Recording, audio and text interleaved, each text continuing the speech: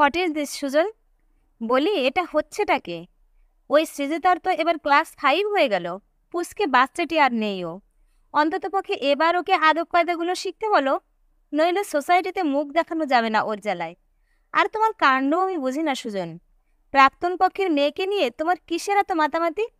কবেই তো সব চোখে বুকে গেছে। এবার তুমি অন্তত দরদ একটু কমাও ওর জন্য, নইলে পস্তাবে, দেখে নিও। আজ মিসেস চাকলাদার ওকে পার্টিতে দেখে হেসেছেন। আগামী দিন আরও অনেকেই হাসবেন, টোন টিটকিরি করবেন। তখন তোমার মুখ থাকবে কোথায় সুজন? ভেবেছো সেটা কখনো? এক নিঃশ্বাসে কথাগুলো হিসিয়ে বলে একটু থামে সোমা। তাকে নিয়ে এত সমস্যা সেই সৃজিতা ওরফে সৃজা কিন্তু ড্রয়িং রুমের এক কোণে চুপচাপ দাঁড়িয়ে সবটা শুনছিল।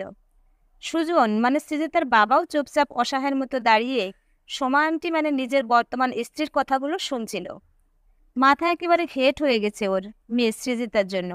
ছোট্ট সৃজিতার এক এবং একমাত্র অপরাধ, ও কাঁটা চামচ দিয়ে খেতে পারে না আর ইংলিশে কথা বলতে পারে না। তাই এই বাড়িতে ভাই ডোডোর জন্মদিনের পার্টিতে এসে রাতের খাবার খেতে গিয়ে ওর জামাই চিলি চিকেন পড়ে গেছে। আর তাতেই সোমা আন্টির প্রেস্টিজ পাংচার হয়েছে ওনার বন্ধুদের সামনে। এই আন্টিটা কেমন যেন একটা, সব সময় মেজাজ নিয়ে থাকে। বাবাজি কি করে থাকে ওনার সঙ্গে, মনে মনে সৃজিতা ভাবে। মা আর বাবার কেন যে ছাড়াছাড়িটা হলো সেটা ভেবে মাঝে মধ্যে খুব অবাক লাগে ওর। সৃজিতার নিজের মা কেয়ার মতো কোনো মানুষ হয় নাকি? এত কিছুর পরও বাবার প্রতি কোনো অভিযোগ নেই মায়ের। শুধু সৃজিতা কিছু জিজ্ঞেস করলে মা বলে, তুই এখন অনেক ছোট রে সৃজা, এসব বড়দের কথা বুঝবি না। অথচ ছোট হলেও সৃজিতা ভালো মতোই জানে এককালে ওর মা কেয়ার গান শুনে ভালোবেসে বিয়ে করেছিল সুজন। পাড়ার যে কোনো অনুষ্ঠান জলসাতে গান গাইত কেয়া। কিন্তু বিয়ের কিছুদিন পর থেকে ওই গানটাই প্রধান বাধা হয়ে দাঁড়ালো জীবনে। সুজনের এবং ওর বাড়ির লোকেরা কেয়াকে বলেছিল, বিয়ের আগে যা করেছো তা করেছ, কিন্তু এখন গান তোমাকে ছাড়তেই হবে। আমাদের বাড়ির বউ ফাংশনে জলসায় গান গেয়ে বেড়াবে, সেটা বাড়ির ঐতিহ্যের সাথে ঠিক খাপ খায় না। কিন্তু গান অন্তপ্রাণ কেয়া গানটা কিছুতেই ছাড়তে পারেনি। অগত্যাতাই ছেড়ে আসতে হয়েছিল সুজনকে। আর তার কিছুদিন পর ডিভোর্স হয়ে গেলে সুজন বিয়ে করেছিল এই সোমা আন্টিকে। সোমা আর এই পক্ষের ছেলে ডোডোকে নিয়ে সুজনের বর্তমান সংসার। কিন্তু আগের পক্ষের মেয়ে সৃজিতার উপর এখন একটা অদ্ভুত টান রয়ে গেছে সুজনের। জীবনের প্রথমে বাবা ডাক্তার যে সৃজিতার মুখ থেকেই শোনা, সেই জন্যই বোধহয় এই টান। বাবার প্রতি একটা নীরব অভিমান থেকে এই বাড়িতে বিশেষ আসতে চায় না সৃজিতা। কিন্তু সুজন নাছোড়বান্দা। মাঝে মধ্যে সৃজা ঘুরে যায় এই বাড়ি থেকে। কিন্তু আজকের ঘটনা ভীষণভাবে দাগ কেটে যায় ছোট্ট সৃজিত ওরফে সৃজার শিশু মনে। সেদিনের সেই ছোট ঘটনার পর তারপর পেরিয়ে গেছে একটা গোটা বছর। সৃজার এখন 6ষ্ঠ শ্রেণী। এর মধ্যে কয়েকবার বাবার সাথে দেখা হলেও বেশ আড়ষ্টভাবেই ছিল ও। কিন্তু এবার সুজনের ইচ্ছা মেয়ের সাথে ভুল বোঝাবুঝি মিটিয়ে নিতে। সেই মতো পয়লা বৈশাখের দিনটা বেছে নিয়ে ফোনের দিকে হাত বাড়ায় সুজন। পয়লা বৈশাখ 15 এপ্রিল 2021। কতবার ফোন করছি, ধরছো না কেন শুনি? আজকের দিনেও সিনক্রিয়েট না করলে তোমার চলছে না দেখছি। প্রাক্তন স্ত্রী কেয়া ফোনটা ধরতেই ঝাঁঝিয়ে উঠে বলে সুজন। আসলেও চায় না কেয়ার সাথে কথা বলতে। বড্ড একরোখা জেদি মেয়ে এই কেয়া। কেমন মুখের উপর বাড়ি ছেড়ে মেয়েকে নিয়ে গটগুটিয়ে বেরিয়ে এসেছিল সেদিন। দৃশ্যটা এখনো মনে পড়ে গেলে সুজনের মাথা দপ করে জ্বলে ওঠে। আইনি ঝামেলা না থাকলে মেয়েকে নিজের কাছে নিয়ে গিয়ে রাখত সুজন। কেয়াকে বুঝিয়ে দিত মেয়ের উপর অধিকার যদি থাকে সেটা শুধু সুজনের। আইনের ঠেলায় সেটি হওয়ার জন্যেই। মা হিসেবে সৃজিতার কাস্টডি পেয়েছে কেয়া। যাক সেসব। আজ পয়লা বৈশাখের শুভ দিনে সুজনের ঝাঁঝালো প্রশ্নের উত্তরে ভেসে আসে কেয়ার গলা।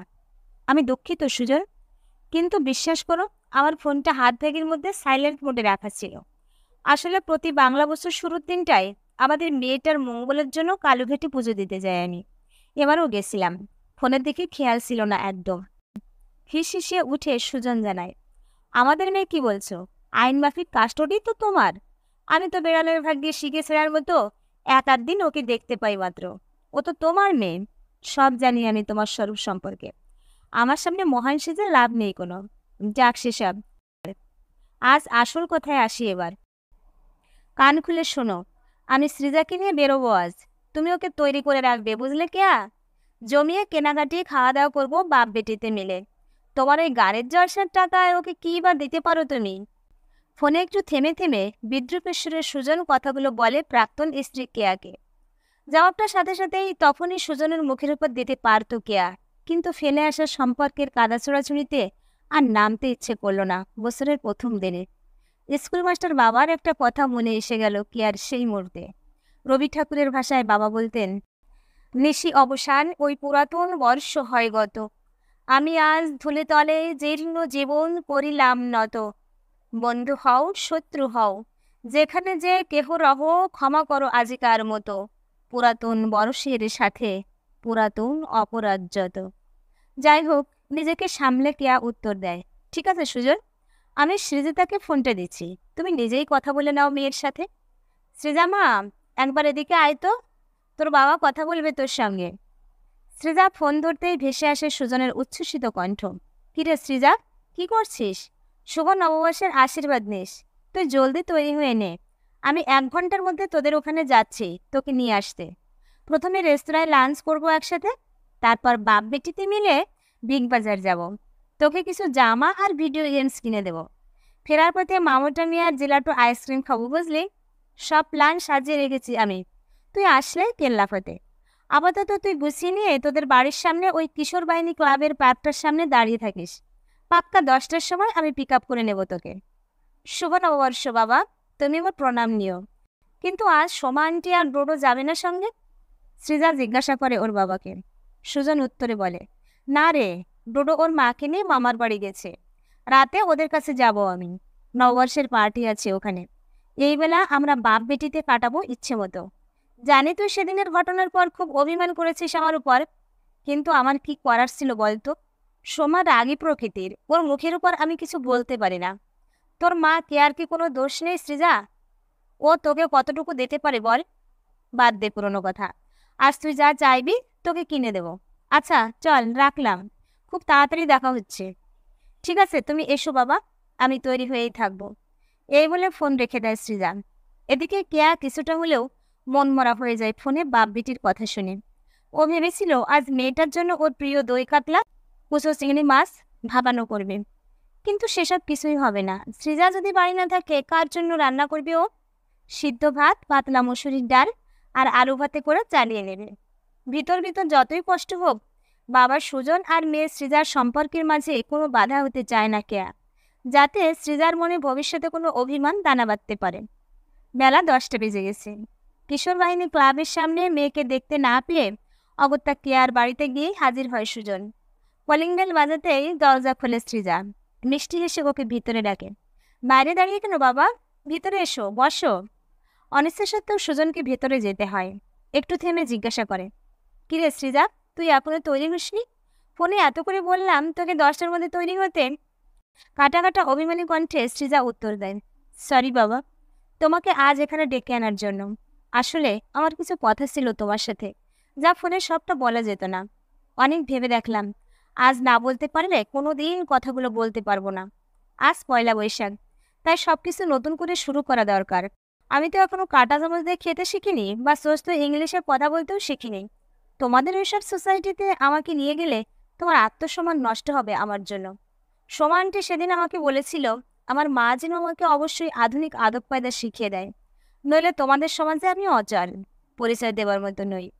তবে আমাদের বাংলা মিডিয়াম স্কুলের সমস্ত দিদিমণি কিন্তু বলেন, আধুনিক হওয়া মানে আমাদের বাংলার নিজস্ব সংস্কৃতি ধ্যান ধারণা ভুলে যাওয়া নয়। শিকড় কেটে গেলে একটা গাছ যেমন মৃত্যুর কোলে ঢলে পড়ে, তেমন অন্ধের মতো বিদেশি সংস্কৃতি আঁকড়ে ধরলে আমাদের অবস্থাও তেমন হবে। আর হ্যাঁ, তুমি যেন ফোনে কি বলেছিলে, লাঞ্চ করবে কোনো একটা বড় হোটেলে? তাহলে শোনো বাবা, ওসব জায়গায় আমার গেলে খুব অস্বস্তি লাগে আমার। তার চেয়ে ঢের ভালো দুপুরে মায়ের হাতের দই কাতলা আর কচু চিংড়ি মাছ ভাপানো সাদা ভাতের সঙ্গে হাত দিয়ে মেখে খেতে, ওতেই আমার শান্তি লুকিয়ে আছে। আর বিগ বাজার মলে ঘুরে নাই বা জামা কিনলাম, আমার মা তো গড়িয়াহাটের চৈত্র সেল থেকে আমাকে জামা আর টেডি বিয়ার কিনে এনে দিয়েছে। আরও বাকি থাকলো কি যেন, ওই মামাতো মিয়ার জেলাতো আইসক্রিম স্টোর। আমি তো ভেবে রেখেছি আজ আমার জমানো টিফিনের টাকা যা আছে সেটা দিয়ে মা আর আমি বিকেলে বাড়ির সামনে দিয়ে দিলখুশ মটকা কুলপি যায় ওটা কিনে খাবো। তুমি বিশ্বাস করো বাবা, তোমাদের এইসব নামি দামি ব্র্যান্ডেড স্টোরে আমার দম বন্ধ লাগে। তাই এখানে সময় নষ্ট না করে বরং তুমি ডোডোর মামার বাড়িতে চলে যাও, ওরা খুশি হবে। আমি ঠিক করেছি এবার থেকে বছরের সবকটা বিশেষ দিনে মায়ের সাথেই থাকবো। পয়লা বৈশাখ দিয়ে সেটা শুভ মুহূর্ত শুরু হোক। মাকে ছেড়ে আমি কোথাও যাব না। বিস্ফারিত চোখে নিজের মেয়ের দিকে যায় সুজন। সেদিন সোমার করা অপমানের জবাবটা যে সৃজা এইভাবে ফেরত দেবে তা ভুলেও ভাবেনি সুজন। মা কেয়ার মতো আত্মসম্মানের বীজটা সৃজার মধ্যেও বপন হয়ে গেছে। ততক্ষণে ঘরে এসে দাঁড়িয়েছে কেয়া। এতদিন পর আবার কেয়ার চোখের দিকে ভালো করে তাকায় সুজন। একটা অদ্ভুত প্রশান্তির ছায়া এখন কেয়ার চোখে মুখে খেলা করছে। মায়ের জীবন সংগ্রামটা বুঝতে পেরে সৃজাও মায়ের পাশে দাঁড়িয়েছে। কে বলে মেয়েরা শুধু বাবা নেওয়াটা হয়? প্রয়োজন পড়লে তারা মায়ের পাশেও দাঁড়াতে পারে সহযোদ্ধা হিসেবে, মায়ের অপমানের জবাব দিতে। মাথা নিচু করে ঘর ছাড়ে সুজন। সৃজা মাকে জড়িয়ে ধরে বলে, কি ভাবছিলে মা, আমি চলে যাব তোমাকে ছেড়ে? তোমার হাতে দই কাতলা আর চিংড়ি ভাপানো ছেড়ে যাই কি করে বলো? তবে রান্না যাই হোক, কথা দিচ্ছি কোনোদিনও যাব না কোথাও। মা, তোমার সাথেই থাকবো আজীবন। মেয়ের মাথায় হাত রাখে কেয়া। মায়ের কোলে মাথা রাখে সৃজা। মা মেয়েতে মিলে বছরের দিনে একসাথে গিয়ে ওঠে নতুনের জয়গান।